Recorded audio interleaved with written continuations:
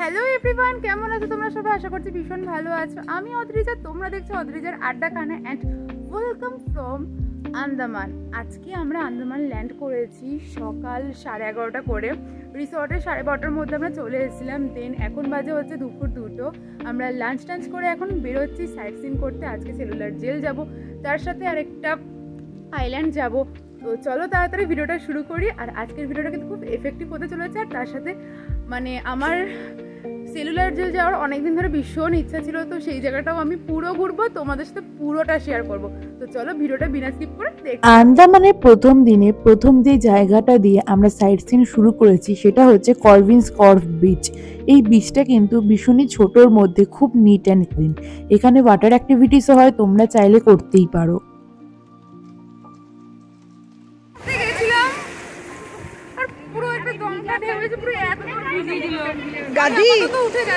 গাধি এই সব ছোট ছোট জামা নিয়ে আসতে হয়।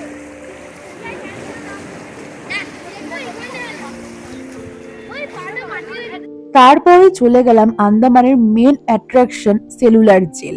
সেলুলার জেল ঘুরে দেখতে জনপ্রতি 30 টাকা করে নেবে। ফার্স্টে তোমাদেরকে একটা লাইব্রেরিতে নিয়ে চলে যাবে, যেখানে কিন্তু অনেক কিছু তোমরা জানতে পারবে।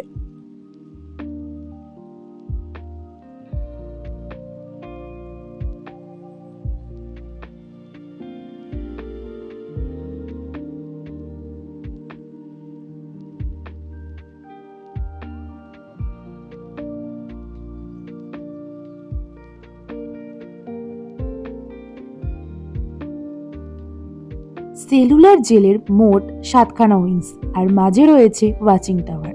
এই 7খানা উইংসের মধ্যে 4খানা কিন্তু ধ্বংস হয়েছে। সেই 4খানাতে বর্তমানে হসপিটাল রয়েছে, বাকি 3খানা এখনো অক্ষত হয়ে দাঁড়িয়ে রয়েছে। প্রথমে ঢুকতেই আমাদের দুদিকে দুটো স্বতন্ত্র জ্যোতি চোখে পড়বে, যেই আগুন কিন্তু কখনো নেবে না, দিন রাত সারাক্ষণই কিন্তু জ্বলতে থাকে।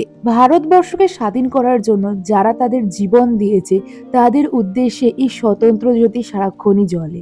टॉर्चर किया जाता उस समय कोई शेड नहीं था, ये ओपन था, सिर्फ ब्रिक्स का एक छोटा सा वॉल, यानी इसी तरह धूप में गर्मी में लाके इनको काम करा। जैसे ही आप लोगों ने इसके अंदर एंटर किया तो पहला जो ऑयल मिल आप लोगों ने देखा ओरिजिनल, उसके आगे के सेक्शन में मैंने आपको बताया एक इंसान को नारियल का छिलका को छिलना पड़ता था। एक रफ लकड़ी के इंस्ट्रूमेंट देते थे, जिससे सुबह से लेकर शाम तक इनको कूटना पड़ता था। कूट कर इसके रेसे को निकाल कर ये लोग रस्सा बना। तो नारियल का छिलका से आज भी रस्सा बनता है। तो इतना रफ लकड़ी का इंस्ट्रूमेंट होता था, जिससे कूटते वक्त कहा जाता है कि इनके हाथ में पूरा छाला, यानी कि पूरा हाथ कस के निकल जाता है। उसके बाद जो नारियल होता था, जिसको तोड़कर ये लोग धूप में सुखाते थे, ड्राई कोकोनट, सूखा नारियल जिसको बोलते हैं कोपरा, वो ऑयल मिल के अंदर में डाला जाता है। कोलू का बैल कहा जाता है। उसी तरह इंसानों से काम कराते थे। एक दिन में एक इंसान को 30 pound coconut, 10 pound mustard oil per day, 40 pound तेल निकालना पड़ता था। 40 पाउंड मतलब तकरीबन 18 किलो के आसपास। पॉसिबल नहीं। काम को पूरा नहीं कर पाया या काम करने से इनकार करेगा तो उनको बाहर लेके आके सबके सामने खुलेआम में मार देते। इसे इंग्लिश में फ्लॉगिंग फ्रेम कहा जाता है। ओरिजिनल प्लेस था, यही बांध के मारा जाता था। मारते वक्त सिस्टम ऐसा होता था कि first of all freedom fighters को टोटली नेकेड किया जाता था, शरीर से पूरे कपड़े निकाल दिए जाते थे। उसके बाद इनके हैंड्स, वेस्ट एंड लेग्स तीनों चीज को लॉक किया जाता है। একটু আগে তোমাদেরকে তো শোনালামই যে তাদেরকে দিয়ে কত কাজ করানো হতো, আর সেই কাজ যদি সময় মতো না করে উঠতে পারতো তাদেরকে ঠিক কতটা পরিমাণে অত্যাচার সহ্য করতে হতো।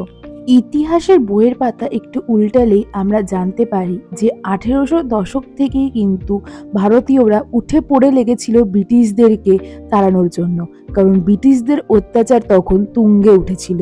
1857 সালে সিপাহীর বিদ্রোহের পর ব্রিটিশরা যখন দেখলো ভারতীয়দের কোনোভাবেই আটকানো সম্ভব হয়ে উঠছে না, তখন ভারতীয় ভূপৃষ্ঠ থেকে বেশ দূরে বঙ্গোপসাগরের ওপর অবস্থিত আন্দামান নিকোবর দ্বীপপুঞ্জে এই কালা পানি জেল তথা সেলুলার জেল তারা নির্মাণ করেন। কথিত আছে যে সেলুলার জেলের নির্মাণ কার্য শুরু হয় 1896 খ্রিস্টাব্দে এবং সেই কাজ শেষ হয় 1906 সালে। জেলের মধ্যে লকিং সিস্টেম কিন্তু ছিল মারাত্মক টাইট।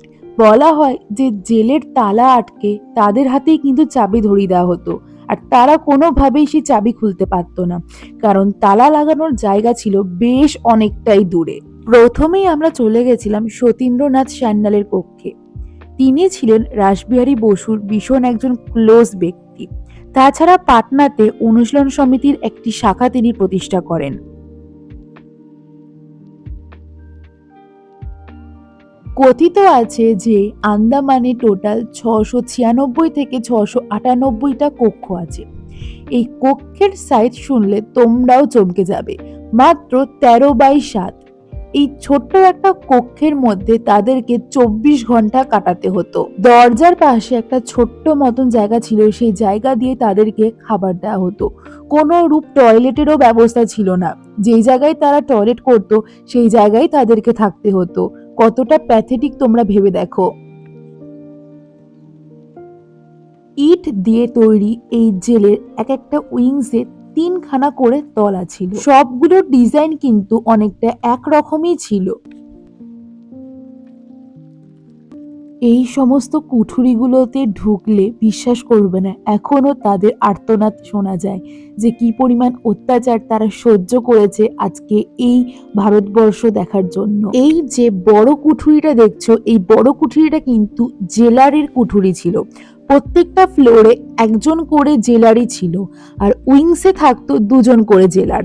এই জেলের মধ্যে থাকলে তাদের মৃত্যু নিশ্চিত, কিন্তু তারা পালিয়ে যাবেটা কোথায়? পেছনে তো বঙ্গোপসাগর, আর মানুষ সাঁতরে কত দূরই বা যেতে পারে। প্রথমেই তোমাদেরকে ওয়ার্কশেড দেখালাম, যেখানে দিয়ে তাদেরকে নারকেল তেল তৈরি করানো হতো। তার ঠিক পাশেই ছিল ফাঁসি মঞ্চ।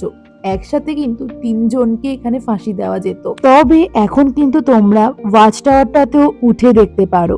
দূরে যে আইল্যান্ডটা দেখা যাচ্ছে সেটা কিন্তু ছিল রস আইল্যান্ড।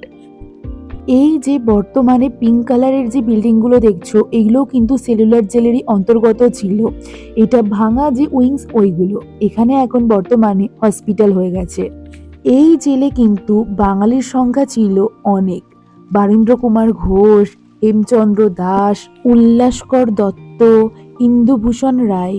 এই ইন্দুভূষণ রায় 1912 খ্রিস্টাব্দে নিজ কক্ষে আত্মহত্যা করেন। ব্রিটিশদের অত্যাচার আর সহ্য করতে না পেরে নিজ জীবন নিজ হাতেই নিয়ে নিলেন। এরপরে আমরা চলে গেছিলাম বীর সাভারকার সেল। বলা হয় তিনি নাকি এই জেলে সব থেকে বেশি সার্ভাইভ করেছিলেন। মোট 10 বছর তিনি এই জেলে ছিলেন। তারপর তাকে এই জেল থেকে রত্নগিরির এক জেলে বদলি করে দেওয়া হয়। জানো, 24 ঘন্টা তাদেরকে এই অত্যাচার করা হতো, তার পরিবর্তে তাদেরকে গন্ধযুক্ত আধা লিটার জল দেওয়া হতো। মানে ভাবো 24 ঘন্টায় 1/2 লিটার জল। আর কাঁচা খাবার দেওয়া হতো, ঘাসযুক্ত খাবার দেওয়া হতো, যে খাবার খাওয়ার থেকে না খাওয়াটাই বেটার। তোমাদের সবাইকে অনুরোধ করব, লাইট অ্যান্ড সাউন্ড শোটা তোমরা অবশ্যই দেখো। 300 টাকা করে টিকিটের প্রাইস, কিন্তু দেখাটা ওর্থ ইট হবে। দেখলে অনেক কিছুই জানতে পারবে যে কি অত্যাচারটাই তারা সহ্য করতো। যাদের জন্য আমরা রাত্রেবেলা শান্তিতে ঘুমোতে পারি, সকালবেলা দুমুঠো ভাত খেতে পারি, সেই সমস্ত ফ্রিডম ফাইটাররা মাথার ঘাম পায়ে ফেলে আমাদের ভারতবর্ষকে স্বাধীন করার জন্য উঠে পড়ে লেগেছিলেন, সেই সমস্ত ফ্রিডম ফাইটারদের আমি 100 কোটি প্রণাম জানাই। আশা করছি আমার এই উপস্থাপনা তোমাদের ভালো লেগেছে। যদি ভালো লেগে থাকে please like, share and subscribe করে দিও। দেখা হচ্ছে নেক্সট ভিডিওতে। Till then tata, bye by.